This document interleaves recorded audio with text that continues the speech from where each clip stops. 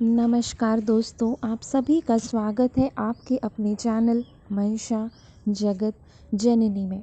दोस्तों, आज हम करवा चौथ व्रत कथा के बारे में जानेंगे। कार्तिक मास के कृष्ण पक्ष की चंद्रोदय व्यापिनी चतुर्थी के दिन करवा चौथ का व्रत किया जाता है। इस साल यह व्रत 1 नवंबर को रखा जाएगा। पति की दीर्घ आयु एवं अखंड सौभाग्य के लिए इस दिन भालचंद्र गणेश जी की अर्चना की जाती है। करवा चौथ में गणेश चतुर्थी के व्रत की तरह दिन भर उपवास रखकर रात में चंद्रमा को अर्घ्य देने के बाद ही भोजन या फलाहार विधान है।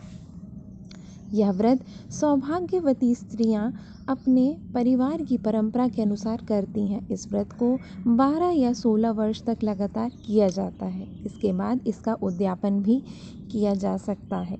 जो महिलाएं आजीवन करवा चौथ रखना चाहती हैं वे इस व्रत को कर सकती हैं। तो चलिए आज जानते हैं करवा चौथ व्रत कथा। एक साहूकार के साथ लड़के और लड़की थी। सेठानी के सहित उसकी बहुओं और बेटी ने करवा चौथ का व्रत रखा था। रात्रि को साहूकार के लड़के भोजन करने लगे तो उन्होंने अपनी बहन से भोजन के लिए कहा। इस पर बहन ने बताया कि उसका आज व्रत है, वह खाना चंद्रमा को अर्घ्य देकर ही खा सकती है। सबसे छोटे भाई को अपनी बहन की हालत देखी नहीं जा रही थी। वह दूर पेड़ पर एक दीपक जलाकर चलनी की ओट में रख देता है, जो ऐसा प्रतीत होता है जैसे चतुर्थी का चांद हो। बहन ने अपनी भाभी से भी कहा कि चंद्रमा निकल आया, व्रत खोल ले, लेकिन भाभीयों ने उसकी बात नहीं मानी और व्रत नहीं खोला। बहन को अपने भाइयों की चतुराई समझ में नहीं आई और उसे देखकर करवा उसे अर्घ्य देकर खाने का निवाला खा लिया। जैसे ही वह पहला निवाला मुंह में डालती है उसे छींक आ जाती है। दूसरा टुकड़ा डालती तो उसमें बाल निकल आता है। तीसरा टुकड़ा मुंह में डालती तभी उसके पति की मृत्यु का समाचार उसे मिलता है। वह बेहद दुखी हो जाती है। उसकी भाभी सच्चाई बताती हैं कि उसके साथ ऐसा क्यों हुआ। व्रत गलत तरीके से टूटने के कारण देवता उससे नाराज़ हो गए हैं। इस पर करवा निश्चय करती है कि वह अपने पति का अंतिम संस्कार नहीं करेगी और अपने सतीत्व से उन्हें पुनर्जीवन दिलाकर रहेगी।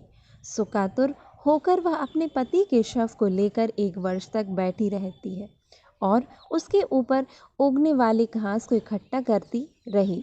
उसने पूरे साल की चतुर्थी को व्रत किया और अगले साल कार्तिक कृष्ण चतुर्थी फिर से आने पर उसने पूरे विधि विधान से करवा चौथ व्रत किया। शाम को सुहागिनों से अनुरोध करती है कि यम सुई ले लो, पिए सुई दे दो, मुझे भी अपना जैसी सुहागिन बना दो, जिसके फल स्वरूप करवा माता और गणेश जी के आशीर्वाद से उसका पति पुनः जीवित हो गया। जैसे गणपति और करवा माता से उसकी सुनी वैसे सभी की सुने, सभी का सुहाग अमर हो।